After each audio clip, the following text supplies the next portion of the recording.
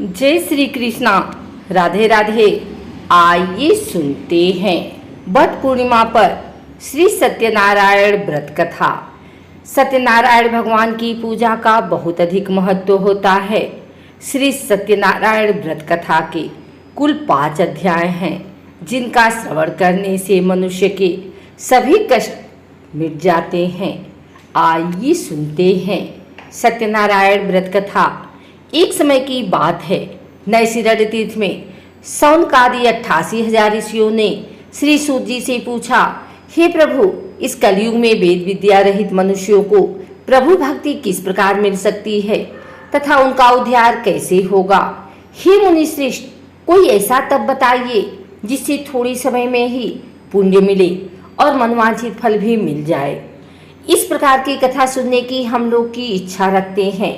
सभी शास्त्रों के ज्ञाता सूत जी बोले, हे वैष्णवों में पूज्य, आप सभी ने प्राणियों के हित की बात पूछी है, इसलिए मैं एक ऐसे श्रेष्ठ और व्रत के बारे में आप लोगों को जरूर बताऊंगा, जिसके बारे में नारद जी ने लक्ष्मी नारायण जी से पूछा था और लक्ष्मीपति श्री हरि ने नारद जी से कहा था। अब आप भी इसे सुनिए। एक समय की बात है, नारद जी दूसरों के हित की इच्छा के लिए अनेकों लोकों में घूमते हुए मृत्यु लोक में जा पहुंचे। यहाँ उन्होंने अनेक योनियों में जन्मे सभी मनुष्यों को अपने कर्मों के अनुसार पीड़ा झेलते हुए देखा। उनका दुख देख नारद जी सोचने लगे कि ऐसा क्या किया जाए जिससे निश्चित रूप से मानव के दुखों का अंत हो जाए। इसी विचार पर मनन करते हुए वह विष्णु लोक में गए। वहां वह नारायण की स्तुति करने लगे और बोले, हे भगवान, आप अत्यंत शक्ति से संपन्न हैं, निर्गुण स्वरूप, सृष्टि के कारण भक्तों के दुख को दूर करने वाले हैं। आपको मेरा प्रणाम। नारद जी की स्तुति सुन विष्णु भगवान बोले, मुनि श्रेष्ठ, आपके मन में क्या बात है, उसे निसंकोच कहो। इस पर नारद मुनि बोले कि मृत्यु लोक में अनेक योनियों में जन्मे मनुष्य अपने कर्मों के द्वारा अनेकों दुख से दुखी हो रहे हैं। हे प्रभु, आप तो ये बताइए कि वो मनुष्य थोड़े प्रयास से ही अपने दुखों से कैसे छुटकारा पा सकते हैं। तब श्री हरि बोले, हे नारद, मनुष्यों की भलाई के लिए तुमने बहुत उत्तम प्रश्न पूछा है। स्वर्गलोक व मृत्युलोक दोनों में एक दुर्लभ उत्तम व्रत है जो पुण्य देने वाला है। आज प्रेमवश होकर मैं उसे तुमसे कहता हूँ। श्री सत्यनारायण भगवान का व्रत अच्छी तरह विधान पूर्वक करके मनुष्य तुरंत ही यहाँ सुख भोग कर मरने पर मोक्ष पाता है। श्री हरि के वचन सुन नारद जी बोले कि उस व्रत का फल क्या है प्रभु, और उसका विधान क्या है? यह व्रत किसने किया था? इस व्रत को किस दिन करना चाहिए? आप सब कुछ विस्तार पूर्वक बताएं। नारद की बात सुनकर फिर श्री हरि बोले, दुख व सुख को दूर करने वाला यह सभी स्थानों पर विजय दिलाने वाला है। मानव को भक्ति व श्रद्धा के साथ शाम को श्री सत्यनारायण की पूजा धर्मपरायण होकर ब्राह्मणों व बंधुओं के साथ करने, साथ ही यथाशक्ति अनुसार भक्ति भाव से भगवान का भोग लगाएं, आरती गाएं और ब्राह्मणों सहित बंधु बांधवों को भी भोजन कराएं। उसके बाद स्वयं भोजन करें। कीर्तन भजन के साथ भगवान की भक्ति में लीन हो जाएं। इस तरह से सत्यनारायण भगवान का यह व्रत करने पर मनुष्य की सारी इच्छाएं निश्चित रूप से पूरी होती हैं। इस कलिकाल अर्थात कलयुग में मृत्यु लोक में मोक्ष का यही एक सरल उपाय बताया गया है। आइए सुनते हैं श्री सत्यनारायण भगवान व्रत कथा का दूसरा अध्याय। सूत जी बोले, हे ऋषियों, जिसने पहले समय में इस व्रत को किया था उसका इतिहास कहता हूँ, ध्यान से सुनो। सुंदर काशीपुरी नगरी में एक अत्यंत निर्धन ब्राह्मण रहता था। भूख प्यास से परेशान हो वह धरती पर घूमता रहता था। ब्राह्मणों से प्रेम करने वाले भगवान ने एक दिन ब्राह्मण का वेश धारण कर उसके पास जाकर पूछा, हे विप्र, नित्य दुखी होकर तुम पृथ्वी पर क्यों घूमते हो? दिन ब्राह्मण बोला, मैं निर्धन ब्राह्मण हूँ, भिक्षा के लिए धरती पर घूमता हूँ। यदि आपका इस उपाय का कोई हल जानते हो तो बताइए। वृद्ध ब्राह्मण रूपी भगवान ने कहा कि सत्यनारायण भगवान मनोवांछित फल देने वाले हैं, इसलिए तुम उनका पूजन करो। इसे करने से मनुष्य सब दुखों से मुक्त हो जाता है। वृद्ध ब्राह्मण बनकर आए सत्यनारायण भगवान उस निर्धन ब्राह्मण को व्रत का सारा विधान बताकर अंतर ध्यान हो गए। अगले दिन सुबह उठने के साथ ही उस बूढ़े ब्राह्मण ने मन में संकल्प लिया कि सत्यनारायण का व्रत करूंगा, और फिर अपने नित्य कर्मों से फ्री होकर वह भिक्षा के लिए चल पड़ा। उस दिन उसे भिक्षा में बहुत सा धन प्राप्त हुआ। उसी धन से उसने परिवार के साथ भगवान सत्यनारायण की पूजा की, व्रत रखा। इस व्रत के करने के कुछ दिन बाद उसके सभी दुख और कष्ट दूर होने लगे और देखते ही देखते एक दिन वह संपन्न और अनेकों संपत्तियों का मालिक बन गया। तब हर महीने की पूर्णिमा के दिन वह ब्राह्मण सत्यनारायण की पूजा करने लगा। इस प्रकार सत्यनारायण भगवान के व्रत को करके वह श्रेष्ठ ब्राह्मण सभी पापों और गरीबी से मुक्त हो गया और उसने एक दुर्लभ मोक्ष पद को प्राप्त किया। इस तरह से सत्यनारायण भगवान के व्रत को जो मनुष्य करेगा वह सभी प्रकार के पापों से छूटकर मोक्ष को प्राप्त होगा। जो मनुष्य इस व्रत को करेगा वह भी सभी दुखों से मुक्त हो जाएगा। सूत जी बोले कि इस तरह से नारद जी से नारायण जी का कहा हुआ श्री सत्यनारायण व्रत को मैंने तुमसे कहा, हे विप्रो मैं अब और क्या कहूँ। ऋषि बोले, हे मुनिवर, संसार में उस विप्र से सुनकर और किस किसने इस व्रत को किया, हम सब इस बात को सुनना चाहते हैं। इसके लिए हमारे मन में श्रद्धा का भाव है। सूत जी बोले, हे मुनियों, जिस जिसने इस व्रत को किया है वह सब सुनो। एक समय वही विप्र धन व ऐश्वर्य के अनुसार अपने बंधु बांधवों के साथ इस व्रत को करने को तैयार हुआ। उसी समय एक लकड़ी बेचने वाला बूढ़ा आदमी आया और लकड़ियां बाहर रखकर अंदर ब्राह्मण के घर में गया। प्यास से दुखी वह लकड़हारा उनको व्रत करते देख विप्र को नमस्कार कर पूछने लगा कि आप यह क्या कर रहे हैं तथा इसे करने से आपको क्या फल मिलेगा, कृपा करके मुझे भी बताएं। ब्राह्मण ने कहा कि सब मनोकामनाओं को पूरा करने वाला यह सत्यनारायण भगवान का व्रत है। इनकी कृपा से ही मेरे घर में धन धान्य आदि की वृद्धि हुई है। विप्र से सत्यनारायण व्रत के बारे में जानकर लकड़हारा बहुत प्रसन्न हुआ। चरणामृत लेकर वह प्रसाद खाने के बाद अपने घर गया। लकड़हारे ने अपने मन में संकल्प किया कि आज लकड़ी बेचने से जो धन मिलेगा उसी से श्री सत्यनारायण भगवान का उत्तम व्रत करूंगा। मन में इस विचार को ले बूढ़ा आदमी सिर पर लकड़ियां रख उस नगर में बेचने गया, जहां उसे अपनी लकड़ियों का दाम पहले से 4 गुना अधिक मिला। बूढ़ा प्रसन्नता के साथ पैसे लेकर सत्यनारायण भगवान की मूर्ति और व्रत की अन्य सामग्रियां लेकर अपने घर गया। वहां उसने अपने परिवारजनों को बुलाकर विधि विधान से सत्यनारायण भगवान का पूजन और व्रत किया। इस व्रत के प्रभाव से वह बूढ़ा लकड़हारा धन पुत्र आदि से युक्त होकर संसार के समस्त सुख भोग अंत काल में वैकुंठ धाम चला गया। श्री सत्यनारायण भगवान की जय। आइए सुनते हैं श्री सत्यनारायण भगवान की व्रत कथा का 3रा अध्याय। सूत जी बोले, हे श्रेष्ठ मुनियों, अब आगे की कथा कहता हूँ। पहले समय में उल्कामुख नाम का एक बुद्धिमान राजा था। वह सत्यवक्ता और जितेंद्रिय था।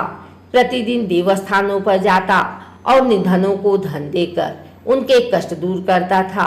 उसकी पत्नी कमल के समान मुख वाली तथा सती साध्वी थी। भद्रशिला नदी के तट पर उन दोनों ने श्री सत्यनारायण भगवान का व्रत किया। उसी समय साधु नाम का एक वैश्य आया। उसके पास व्यापार करने के लिए बहुत सा धन भी था। राजा को व्रत करते देखकर वह विनय के साथ पूछने लगा, हे राजन, भक्ति भाव से पूर्ण होकर आप यह क्या कर रहे हैं? मैं सुनने की इच्छा रखता हूँ, तो आप कृपा करके मुझे बताएं। राजा बोले, मैं अपने बंधु बांधवों के साथ पुत्र आदि की प्राप्ति के लिए श्री सत्यनारायण भगवान का व्रत व पूजन कर रहा हूँ। राजा के वचन सुन साधु आदर से बोला, हे राजन, मुझे इस व्रत का सारा विधान कहिए। मैं भी इस व्रत को करूंगा। मेरी भी संतान नहीं है और इस व्रत को करने से निश्चित रूप से मुझे संतान की प्राप्ति होगी। राजा से व्रत का सारा विधान सुन व्यापार से निवृत्त हो वह अपने घर गया।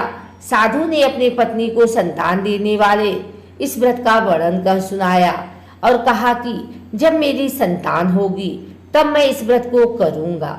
साधु ने इस तरह के वचन अपनी पत्नी लीलावती से कहे। एक दिन लीलावती पति के साथ आनंदित हो संसारिक धर्म में प्रवृत्त होकर सत्यनारायण भगवान की कृपा से गर्भवती हो गई। 10वें महीने में उसके गर्भ से एक सुंदर कन्या ने जन्म लिया। माता पिता ने अपनी कन्या का नाम कलावती रखा। एक दिन कलावती की माँ लीलावती ने अपने पति को याद दिलाया कि आपने सत्यनारायण भगवान के जिस व्रत को करने का संकल्प किया था उसे करने का समय आ गया है, आप इस व्रत को करिए। साधु बोला कि हे प्रिय, इस व्रत को मैं उसके विवाह पर करूंगा। इस प्रकार अपनी पत्नी को आश्वासन देकर वह नगर को चला गया। साधु ने एक बार नगर में अपनी कन्या को सखियों के साथ देखा तो उसे लगा कि उसकी कन्या अब विवाह योग्य हो गई है और उसने कन्या के योग्य वर ढूंढना शुरू कर दिया। एक दिन साधु की बात को ध्यान में रखते हुए एक नगर में पहुंचा और वहां देखभाल कर रही लड़की के सुयोग्य वारिक पुत्र को ले आया। सुयोग्य लड़के को देख साधु ने बंधु बांधवों को बुलाकर अपने पुत्री का विवाह कर दिया। लेकिन दुर्भाग्य की बात ये थी कि साधु ने अभी भी श्री सत्यनारायण भगवान का व्रत नहीं किया। इस पर श्री भगवान क्रोधित हो गए और श्राप दिया। अपने कार्य में कुशल साधु बनिया जमाई को लेकर समुद्र के पास स्थित होकर रत्नासारपुर नगर में गया। वहां जाकर दामाद ससुर दोनों मिलकर चंद्रकेतु राजा के नगर में व्यापार करने लगे। एक दिन भगवान सत्यनारायण की माया से एक चोर राजा का धन चुरा कर भाग रहा था। उसने राजा के सिपाहियों को अपना पीछा करते देख चुराया हुआ धन वहां रख दिया जहां साधु अपने जमाई के साथ ठहरा हुआ था। राजा के सिपाहियों ने साधु वैश्य के पास राजा का धन पड़ा देखा तो वह ससुर जमाई दोनों को बांधकर प्रसन्नता से राजा के पास ले गए और कहा कि उन दोनों चोरों ने हम पकड़ लिए हैं, अब आप आगे की कार्यवाही कीजिए। राजा की आज्ञा से उन दोनों को कठिन कारावास में डाल दिया गया और उनका सारा धन भी उनसे छीन लिया गया। श्री सत्यनारायण भगवान से श्राप से साधु की पत्नी भी बहुत दुखी हुई। घर में जो धन रखा था उसे चोर चुरा ले गए। शारीरिक तथा मानसिक पीड़ा वह भूख प्यास से अति दुखी हो अन्न की चिंता में कलावती के ब्राह्मण के घर गई। वहां उसने श्री सत्यनारायण भगवान का व्रत होते देखा, फिर कथा भी सुनी। वह प्रसाद ग्रहण कर रात को घर वापिस आई। माता के कलावती से पूछा कि हे पुत्री, अब तुम कहाँ थी, तेरे मन में क्या है? कलावती ने अपनी माता से कहा, हे माता, मैंने एक ब्राह्मण के घर में श्री सत्यनारायण भगवान का व्रत देखा है। कन्या के वचन सुन लीलावती भगवान के पूजन की तैयारी करने लगी। लीलावती ने परिवार व बंधुओं सहित सत्यनारायण भगवान का पूजन किया और उनसे वर मांगा कि मेरे पति तथा जमाई शीघ्र घर आ जाएं। साथ ही यह भी प्रार्थना की कि हम सबका अपराध क्षमा करें। श्री सत्यनारायण भगवान इस व्रत से संतुष्ट हो गए और राजा चंद्रकेतु को सपने में दर्शन दे कहा कि हे राजन, तुम उन दोनों वैश्यों को छोड़ दो और तुमने उनका जो धन लिया है उसे वापिस कर दो। अगर ऐसा नहीं किया तो मैं तुम्हारा धन, राज्य व संतान सभी को नष्ट कर दूंगा। राजा को यह सब कहकर वह अंतर ध्यान हो गए। प्रातःकाल सभा में राजा ने अपना सपना सुनाया, फिर बोले कि उन दोनों को कैद से मुक्त कर सभा में लाओ। दोनों ने आते ही राजा को प्रणाम किया। राजा बोला, महानुभावों, भाग्यवश ऐसा कठिन दुख तुम्हें प्राप्त हुआ है, लेकिन अब तुम्हें कोई भय नहीं है। ऐसा कर राजा ने उन दोनों को नए वस्त्राभूषण भी पहनाए और जितना धन उनका लिया था उसे दुगना धन वापिस कर दिया। दोनों वैश्य अपने घर को चल दिए। श्री सत्यनारायण भगवान की जय। आइए सुनते हैं सत्यनारायण भगवान व्रत कथा का चौथा अध्याय। सूत जी बोले, वैश्य ने मंगलाचार कर अपनी यात्रा आरंभ की और अपने नगर की ओर चल दिए। उनके थोड़ी दूर जाने पर एक दंडी वेशधारी श्री सत्यनारायण ने उनसे पूछा, हे साधु, तेरी नाव में क्या है? अभिवारी बड़ी खस्ता हुआ बोला, हे दंडी, आप क्यों पूछते हो? क्या धन लेने की इच्छा है? मेरी नाव में तो बेल व पत्ते भरे हुए हैं। वैश्य के कठोर वचन सुन भगवान बोले, तुम्हारा वचन सत्य हो। दंडी ऐसे वचन कर वहां से दूर चले गए।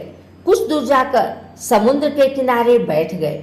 दंडी के जाने के बाद साधु वैश्य ने नित्य क्रिया के पश्चात नाव को ऊंची उठते देखकर अचंभा माना और नाव में बेलपत्ते आदि देख वह मूर्छित हो जमीन पर गिर पड़ा। वापस होश में आने पर वह अत्यंत शोक में डूब गया। तब उसका दामाद बोला कि आप शोक न मनाए, यह दंडी का श्राप है, इसलिए हमें उनकी शरण में जाना चाहिए, तभी हमारी मनोकामना पूरी होगी। दामाद की बात सुनकर वह दंडी के पास पहुंचा और अत्यंत भक्तिभाव नमस्कार करके बोला, मैंने आपसे जो असत्य वचन कहे थे उनके लिए मुझे क्षमा कर दें। ऐसा कहकर रोने लगा। तब दंडी भगवान बोले, हे बड़ी पुत्र, मेरी आज्ञा से बार बार तुम्हें दुख प्राप्त हुआ है, तू मेरी पूजा से विमुख हुआ। साधु बोला, हे भगवान, आपकी माया से ब्रह्मा आदि देवता भी आपके रूप को नहीं जानते, तब मैं अज्ञानी कैसे जान सकता हूँ? आप प्रसन्न होइए, अब मैं सामर्थ्य के अनुसार आपकी पूजा करूँगा, मेरी रक्षा करो और पहले के समान नौका में धन भर दो। साधु वैश्य के भक्तिपूर्वक वचन सुनकर भगवान प्रसन्न हो गए और उसकी इच्छा अनुसार वरदान देकर अंतर ध्यान हो गए। ससुर जमाई दोनों जब नाव पर आए तो नाव धन से भरी हुई मिली। फिर वहीं अपने अन्य साथियों के साथ सत्यनारायण भगवान का पूजन कर अपने नगर को चल दिए। जब नगर के नजदीक पहुंचे तो दूत को घर पर खबर करने के लिए भेज दिया। दूत साधु की पत्नी को प्रणाम कर कहता है कि मालिक अपने दामाद सहित नगर के निकट आ गए हैं। दूत की बात सुन साधु की पत्नी लीलावती ने बड़े हर्ष के साथ सत्यनारायण भगवान का पूजन कर अपनी पुत्री कलावती से कहा कि मैं अपने पति के दर्शन को जाती हूँ, तू कार्य पूर्ण कर शीघ्र आ जाना। माँ की ऐसी वचन सुन कलावती जल्दी में प्रसाद छोड़ अपने पति के पास चली गई। प्रसाद की अवज्ञा के कारण श्री सत्यनारायण भगवान रुष्ट हो गए और नाव सहित उसके पति को पानी में डुबो दिया। कलावती अपने पति को वहां न पाकर रोती हुई जमीन पर गिर गई।